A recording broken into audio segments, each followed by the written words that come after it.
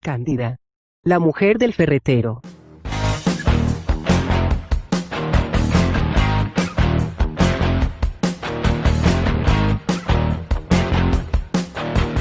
Harta de trabajar de prostituta, Cándida decidió reformar su vida con urgencia.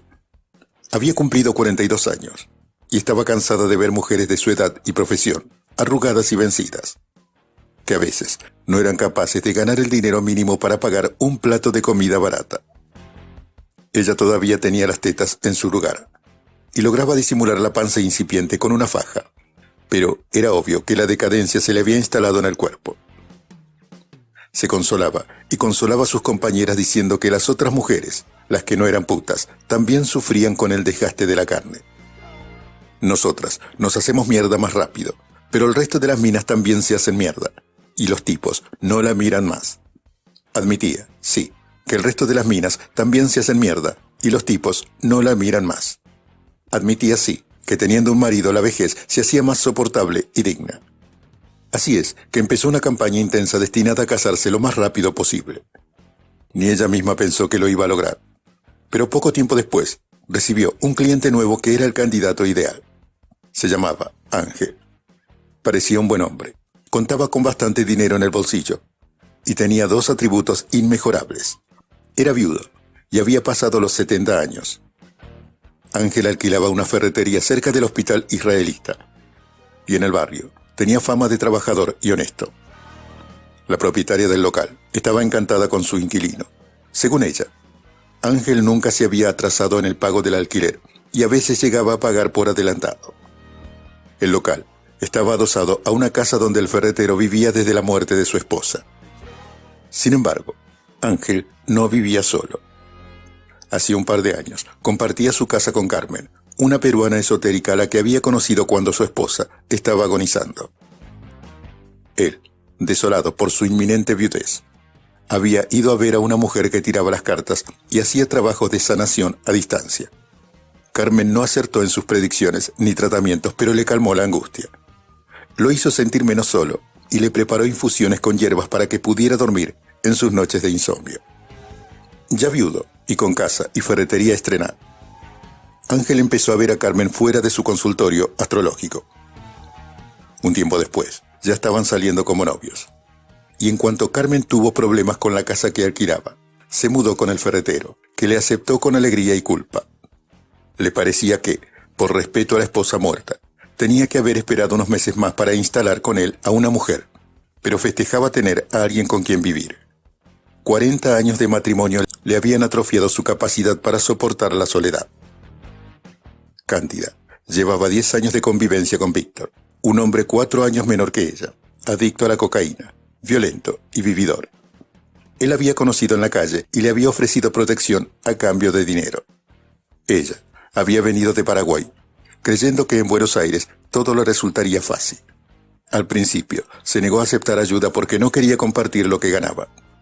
Pero poco después se topó con la realidad.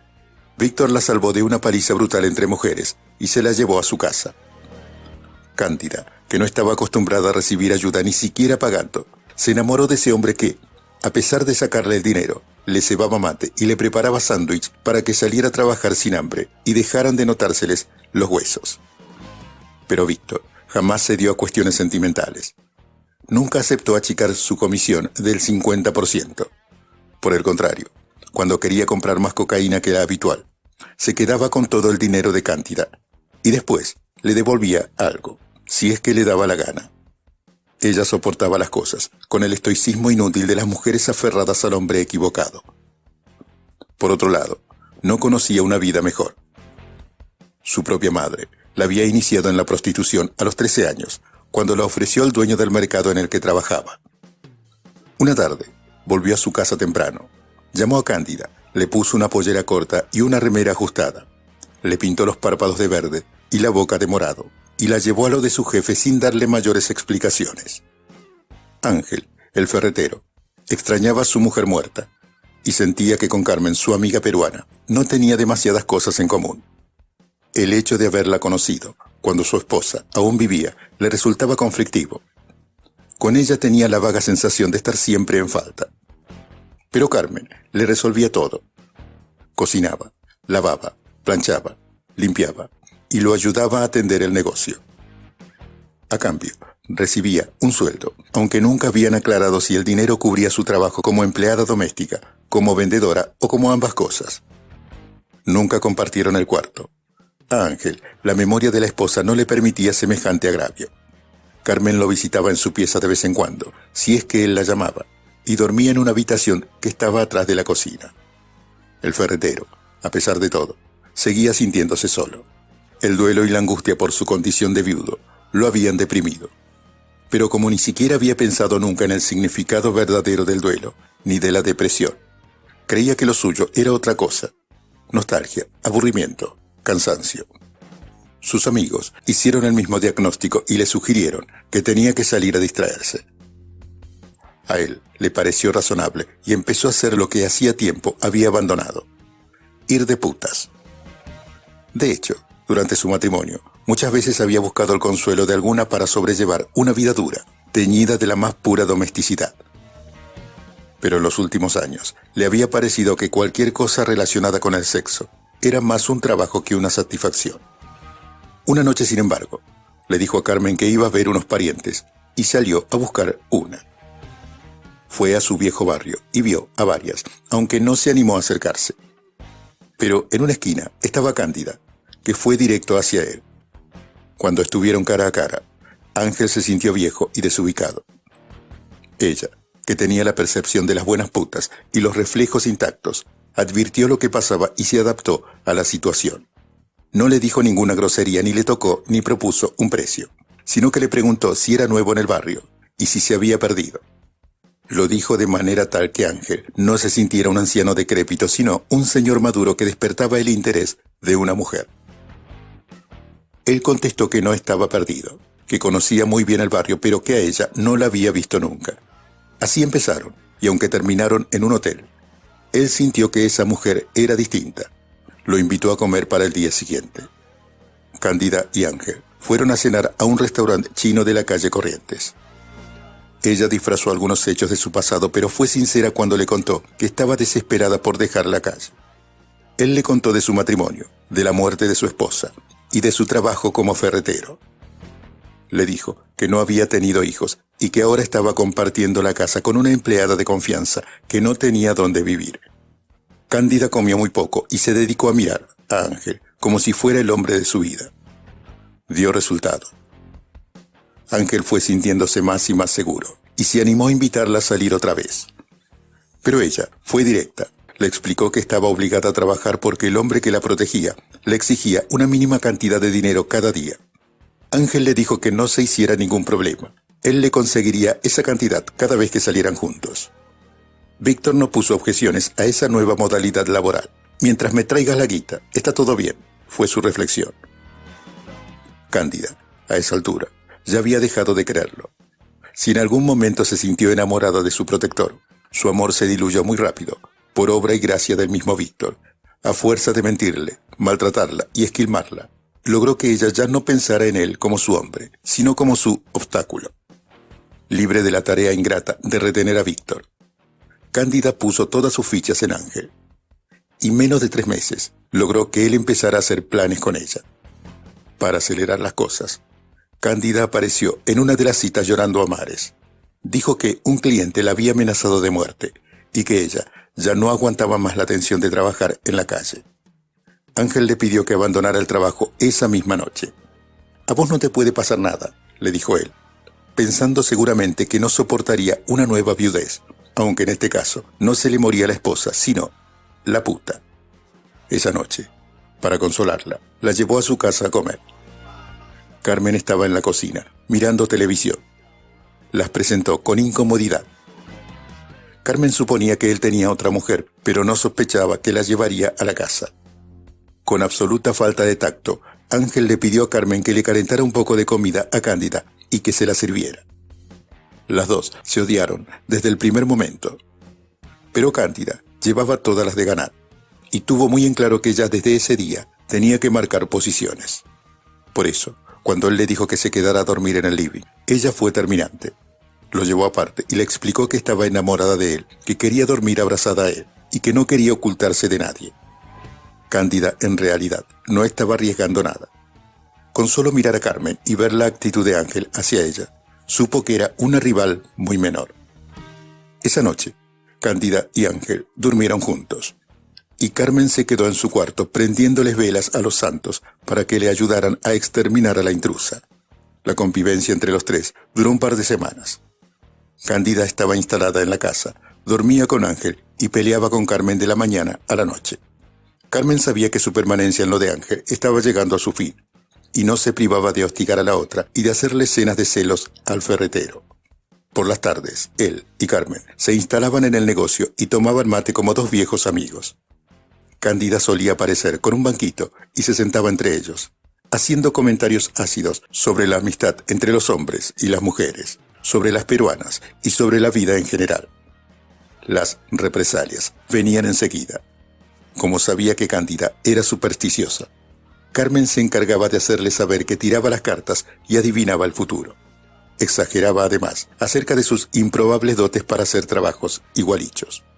Una vez, Cándida entró al cuarto de Carmen para buscar un cinturón, convencida de que la otra se lo había robado, y se encontró con un altar lleno de figuras extrañas, vela de todos los colores y estampitas. Aterrada, fue a hablar con Ángel y le dijo que se iba. Prefería volver a la calle antes que compartir el techo con una umbandista barata y asesina. Al otro día, Carmen ya estaba buscando un nuevo lugar para vivir. Cándida llegó a un acuerdo con Víctor. Le conseguiría otra mujer para que trabajara en su lugar y atendería, a veces, a algunos de los clientes que siempre la buscaban. En ese caso, le seguiría pasando la comisión habitual. Su idea era no volver a trabajar de puta, pero propuso ese trato para evitar que Víctor le hiciera mayores problemas. Apenas se fue la peruana, Cándida se apropió del hogar. Compró muebles nuevos, contrató a una mujer para que le ayudara con la limpieza y cambió totalmente el menú familiar. A Ángel lo convencía para que saliera casi todas las noches. Iban al cine, al teatro, a comer afuera, a tomar café, a comprar ropa. La pareja funcionaba. Él estaba feliz por tener una mujer 30 años menor, atractiva, simpática y llena de vida. Además, la había rescatado de la calle, lo cual lo hacía sentir generoso e importante. Cándida estaba experimentando la vida como ama de casa, y le gustaba tener un hombre que se preocupara por ella, le pagara los gastos, la cuidara y no le cobrara nada a cambio.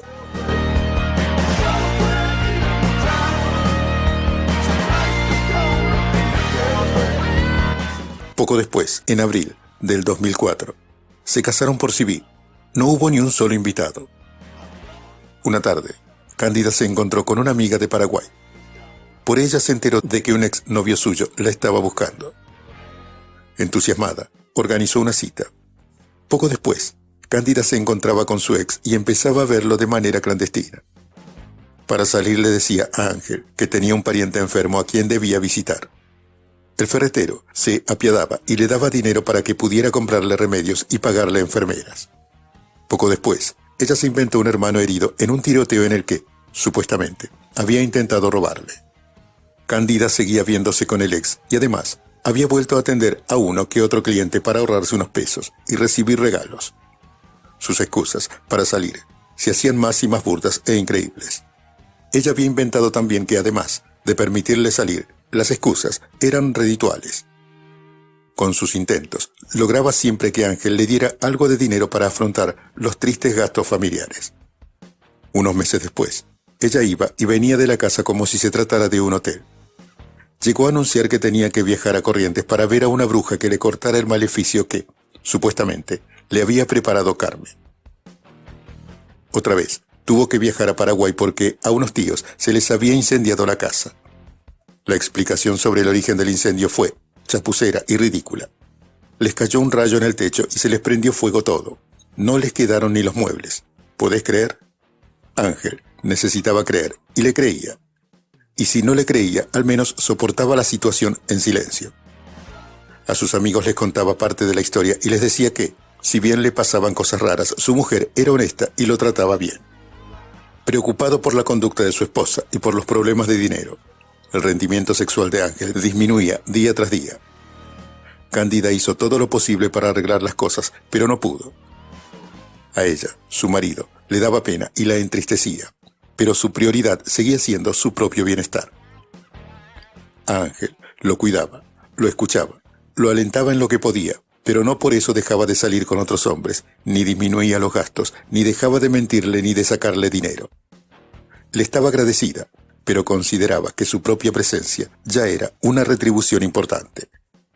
Una noche, sin embargo, tuvo la idea de que si ya no tenía sexo, él la abandonaría. Toda su vida creyó que los hombres estaban con ella por una cuestión puramente sexual, por lo cual la impotencia de Ángel le resultaba inquietante. Decidió corregir la situación y lo convenció para ir a un instituto dedicado al tratamiento de disfunciones sexuales. Ángel accedió después de muchas negativas y fue a la primera entrevista como quien va al matadero. Avergonzado, escuchó cómo su nueva esposa contaba su caso con todo detalle. La propuesta del profesional fue colocarle una prótesis peniana. La intervención se hizo poco después y fue una de las experiencias más traumáticas que le tocó vivir a Ángel. La cuestión sexual tuvo una leve mejora y los dos quedaron más tranquilos. Pero la ferretería no era un negocio tan floreciente como para afrontar los nuevos y permanentes gastos. Ángel no decía nada, pero empezó a atrasarse con el pago del alquiler y otras cuentas. Para Ángel, los problemas económicos eran una terrible novedad. Jamás había dejado de pagarle a alguien, y la situación lo angustiaba, y lo volvía malhumorado y antipático. Cándida, que era tremendamente susceptible al humor de los otros, se sentía ofendida y decepcionada. «Me tratas mal porque ahora me mantenés», le echaba en cara ante el primer inconveniente. A esa altura, él estaba perdiendo la paciencia. Ya no estaba dispuesto a seguirle el ritmo de su mujer ni a obedecer sus designios. Empezó a pedirle a Cándida que restringieran los gastos de la casa y armó un plan de ahorro que cortó de cuajo todas las salidas. Tampoco le permitió a ella seguir visitando parientes con tanta frecuencia. Como casi no tenía actividades y se cansaba de no hacer nada, Cándida pensó una solución para seguir obteniendo dinero. Si Ángel ya no se lo daba por voluntad propia, había que buscar otra manera. Una tarde, le sugirió al marido que se quedara durmiendo la siesta porque ella abriría la ferretería y se haría cargo de atender a los clientes. Ya lo había hecho otras veces, y a Ángel le pareció una buena idea. Pero un rato más tarde, Cándida interrumpió en el cuarto de él, a los gritos. «Me robaron, nos acaban de robar. Llama a la policía». Indignado por la seguridad de su barrio y su país, Ángel acompañó a la esposa a la comisaría. Hubo un segundo robo pocos días después. También hicieron la denuncia. Cándida describía a los asaltantes ante la mirada escéptica de los policías que le preguntaban, entre sonrisas irónicas, si habían sido los mismos ladrones que la vez anterior. Ángel miraba por abajo y sufría. Esa misma noche apareció la dueña del local para reclamar el alquiler. Y mortificado, él le contó de los robos sucesivos. La dueña vio que estaban solos y le preguntó si no le parecía raro que siempre le robaran a su mujer cuando él no estaba. Ángel se limitó a contestar que en unos días más iría a pagarle el alquiler, peso sobre peso. Poco a poco, Cándida convenció al marido y volvió a salir sola. Los vecinos de Ángel la veían salir varias noches por semana, muy maquillada y con ropa ajustada y escotada. Ella seguía diciéndole al marido que tenía que socorrer a parientes y amigos. «Si yo no ayudo a los míos, me siento una porquería», explicaba con aire sincero. Un día, apenas ella salió de la casa, un vecino fue a verlo y alertarlo. Le dijo que la actitud de la mujer era sospechosa y que era evidente que le estaba sacando dinero. Ángel le contestó que él ya era un hombre adulto como para saber qué era lo que tenía que hacer. La verdad es que estaba desolado. Separarse de su mujer era admitir que había sido un imbécil y que había caído en la vieja trampa en la que caen muchos ancianos desválidos. De ninguna manera quería transmitir esa imagen penosa ante sus vecinos. Se dispuso entonces a reformar a su mujer. Cuando volvió una noche, le dijo que por un tiempo le prohibía salir, usar ropa ajustada y maquillarse. Cándida estaba asombrada. Ángel le despertaba cariño, siempre y cuando la dejara hacer su vida, le hiciera regalos y le ofreciera un amor incondicional. Pero el hombre, exigente y severo, que le hablaba en ese momento, le producía rechazo. Pelearon como nunca. Él advirtió que su idea de amaestrar a su mujer era ingenua e impracticable. Tendrían que separarse y se lo dijo brutal. Arma tu bolso y volví a la calle. Las cosas no eran tan sencillas. Ángel y Cándida no eran una pareja de amantes casuales, estaban casados. Ella se lo recordó, odiándolo y jurando que le haría la vida imposible. Ese mismo día, recibió el llamado de un cliente y fue a verlo. Se vistió con la ropa más provocadora que encontró y salió. A la vuelta, él estaba encerrado en su cuarto, durmiendo. Ella se acostó en la habitación que había sido de Carmen y no se despertó hasta el mediodía siguiente. Fue a la ferretería y encontró a Ángel atendiendo en el mostrador. Se sentó al lado y se puso a fumar. En cuanto el cliente se fue, Ángel le dijo a su mujer que ya tenía un abogado dispuesto a tramitar el divorcio. «Porque yo no vivo con putas», agregó. Cándida salió de la ferretería y fue directo al patio interno, donde tenían una heladera frenética. La desenchufó y empezó a lavarla y fregarla. Sacó lo que había dentro, incluyendo cajones y estantes. Dejó todo en el piso.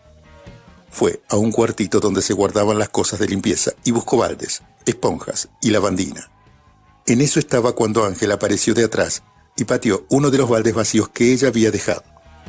«Guarda todo y andate, ladrona», le dijo hiriente. Cándida se acercó a una mesa donde había dejado una hilera de cuchillos de asado y se tiró encima de su marido, feroz. Le clavó el cuchillo en la espalda 3 veces seguidas. Cuando Ángel cayó, de costado, le volvió a clavar el cuchillo otras 4 veces, pero en el pecho. Mientras Cándida terminaba de acuchillar a su marido, un hombre entraba a la ferretería a comprar enchufes para un edificio que estaban construyendo a la vuelta. La puerta del negocio estaba abierta y el hombre entró. Como no había nadie para atenderlo, se asomó. Sabía que el ferretero debía estar ahí adentro porque él había pasado 10 minutos antes para comprar tornillos. Estiró el torso por encima del mostrador y alcanzó a ver a un costado del patio donde había una mesa con cuchillos y tenedores. Escuchó una especie de jadeo, como de alguien cansado por un fuerte esfuerzo físico. Golpeó las manos para llamar. El jadeo se detuvo y vio aparecer una mujer ensangrentada que empezó a gritar histérica. Cándida tenía un aspecto aterrador. Entró a la ferretería y encaró al cliente. Le preguntó si había visto a los 2 hombres que acababan de matar a su marido. Después, corrió a la puerta y empezó a pedir ayuda. Cándida no pudo convencer a la policía que 2 delincuentes habían entrado para robar y matar a su marido. Un hombre humilde, que se ganaba la vida cuidando los autos estacionados en la cuadra, negó que 2 personas hubieran entrado o salido del negocio. Los policías que investigaron el caso encontraron una pila de bolsas de polietileno al lado del cadáver. Sostuvieron que Cándida había actuado con premeditación y que la heladera vacía, los baldes, la lavandina y las bolsas indicaban que iba a trozar el cadáver de su marido y colocarlo en el freezer, hasta tanto pudiera desprenderse de él. Al fin, Cándida confesó su crimen, pero dijo haber actuado sin entender nada, como enceguecida. Los psiquiatras forenses que la atendieron aseguraron que la mujer era plenamente consciente de sus actos en el momento del crimen. Cándida fue acusada de homicidio agravado por el vínculo. Está detenida esperando el juicio oral. Sabe que no tiene posibilidades de quedar en libertad. De la calle a la cárcel, como los pobres, le dijo con ironía a su amiga del Paraguay. Y le pidió galletas de chocolate y maquillaje.